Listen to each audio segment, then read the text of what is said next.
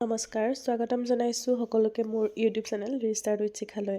আজি পুনৰ আপোনালোকৰ বাবে অসম ভূগোলৰ কেইটামান গুৰুত্বপূৰ্ণ প্ৰশ্ন ব্যাখ্যাসহ লৈ আহিছোঁ। অনুগ্ৰহ কৰি ভিডিঅ'টো সম্পূৰ্ণকৈ চাব।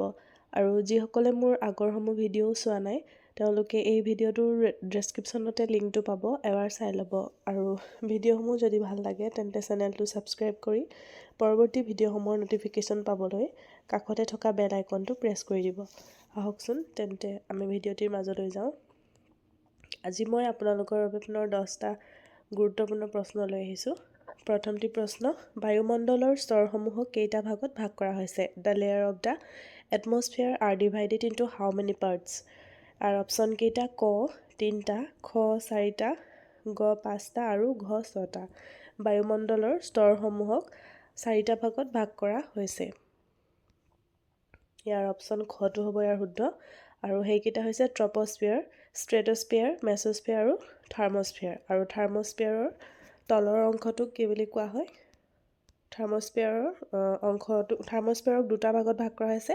এটা হৈছে আইনস্ফিয়াৰ আৰু এক্সোস্ফিয়াৰ। তলৰ অংশটোক আইনস্ফিয়াৰ বুলি কোৱা হয় আৰু ওপৰৰ অংশটোক এক্সোস্ফিয়াৰ বুলি কোৱা হয়।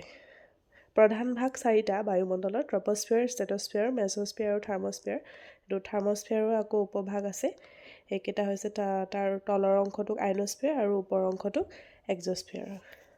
পৰৱৰ্তী প্ৰশ্ন, বায়ুমণ্ডলৰ কোনটো স্তৰত মেঘ, বৰষুণ আৰু বতাহ সৃষ্টি হয়? Which layer of the atmosphere is responsible for the formation of wind, clouds and rainfall?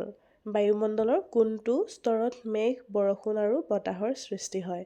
Year option কেইটা? ক ট্ৰপস্ফিয়াৰ, খ ষ্ট্ৰেটস্ফিয়াৰ, গ মেছস্ফিয়াৰ আৰু ঘ হৈছে থাৰ্মস্ফিয়াৰ। আৰু বায়ুমণ্ডলৰ ট্ৰপস্ফিয়াৰ স্তৰটোত মেঘ, বতাহ, বৰষুণ আদিৰ সৃষ্টি হয়, যাৰ বাবে এই স্তৰত বায়ুমণ্ডলৰ এই ট্ৰপস্ফিয়াৰ স্তৰত উৰাজাহাজ চলিব পাৰে।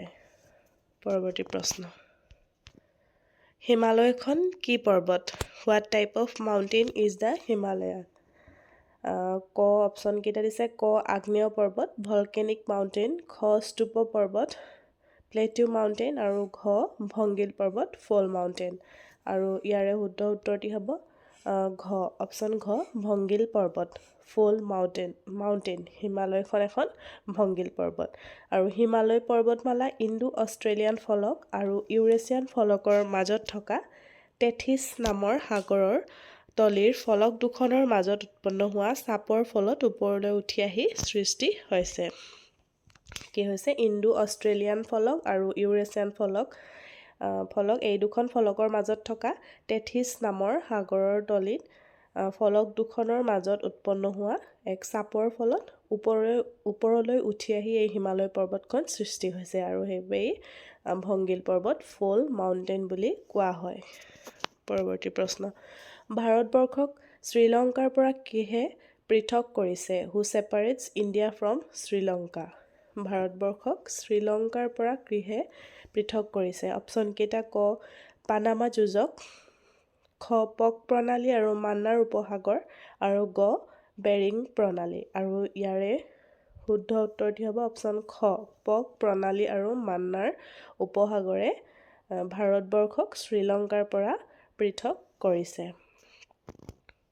পৰৱৰ্তী প্ৰশ্ন, টেথিছ সাগৰৰ উত্তৰ অংশক কি বুলি জনা যায়? What is the northern part of the Tethys sea known as?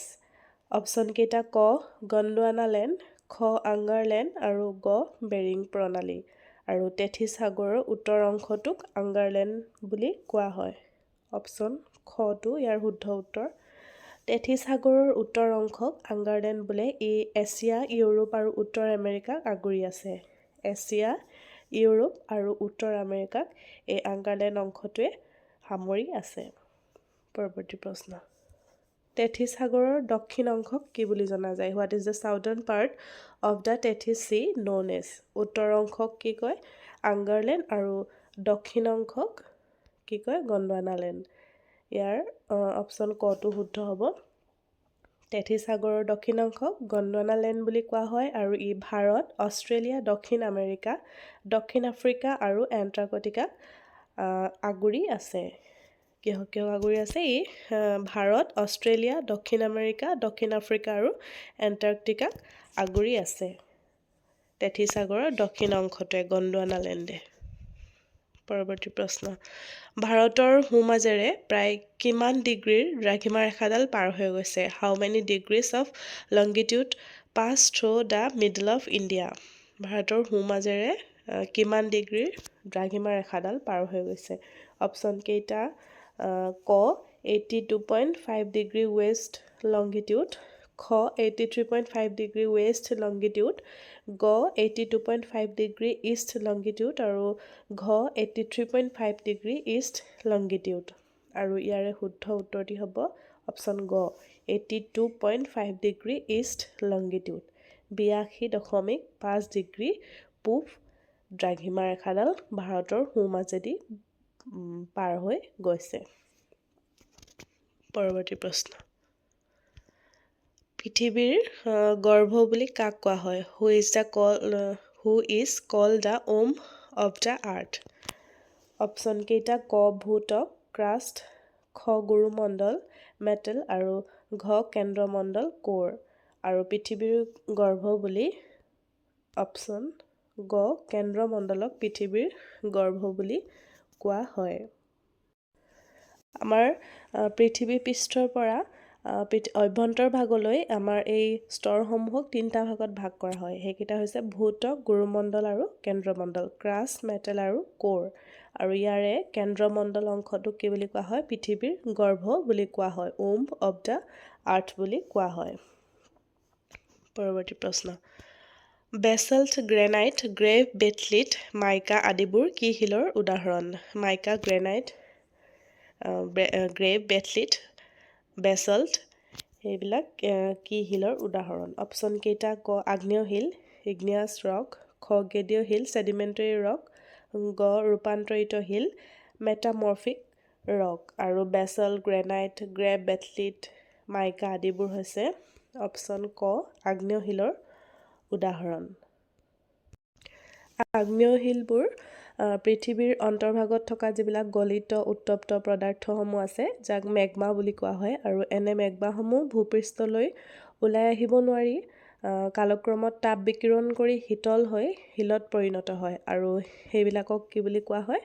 আগ্নেয় শিল বুলি কোৱা হয়। আৰু এনেদৰে যিবিলাক ভূপৃষ্ঠৰ বাহিৰলৈ ওলাই আহিব নোৱাৰি ভিতৰতে শীতল হৈ শিলত পৰিণত হয়, সেইবিলাকক অন্তৰ্ভেদী আগ্নেয় শিল বুলি কোৱা হয়। আৰু যিবিলাক বায়ুৰ সংস্পৰ্শলৈ আহি তাপ বিকিৰণ কৰি বাহিৰলৈ ওলাই আহি যি গোট হৈ শিলৰ সৃষ্টি হয়, তাক বৰ্হিভেদী আগ্নেয় শিল বুলি কোৱা হয়। আৰু এই আগ্নেয় শিলসমূহ মেগমাৰ পৰাই সৃষ্টি হয়। আৰু বেছল্ট, গ্ৰেনাইট, গ্ৰেভ, বেথলিট, মাইকা আদিবোৰ হৈছে আগ্নেয় শিলৰে উদাহৰণ। পৰৱৰ্তী প্ৰশ্ন, মৌচুমী বতাহ কোন বতাহৰ উদাহৰণ? Monsoon is an example of which type of wind? Option কেইটা? ক নিয়ত বতাহ, পাৰ্মানেণ্ট উইণ্ড, খ সাময়িক বতাহ, ছিজনেল উইণ্ড আৰু গ স্থানীয় বতাহ, লোকেল উইণ্ড।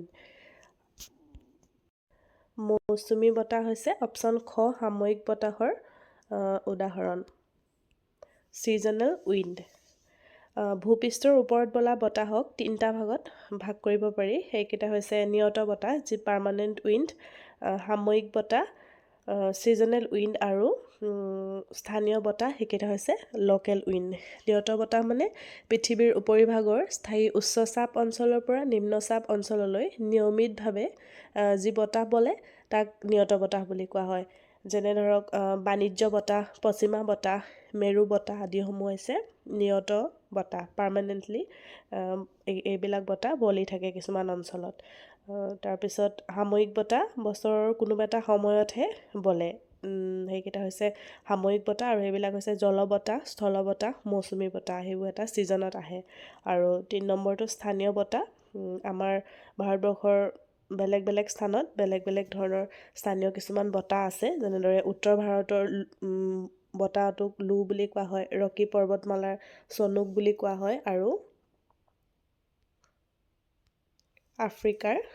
আফ্ৰিকাত বলা বতাহটোক চৰক্কু বুলি কোৱা হয়। আৰু এয়া হৈছে স্থানীয় বতাহ।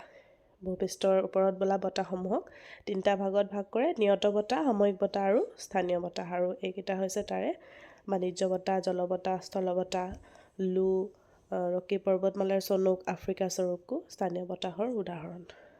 আজিৰ ভিডিঅ'টো ইমানেই আছিল। পৰৱৰ্তী ভিডিঅ'ত মই পুনৰ আপোনালোকৰ বাবে কেইটামান গুৰুত্বপূৰ্ণ প্ৰশ্ন লৈ আহিম। আজিলৈ ধন্যবাদ।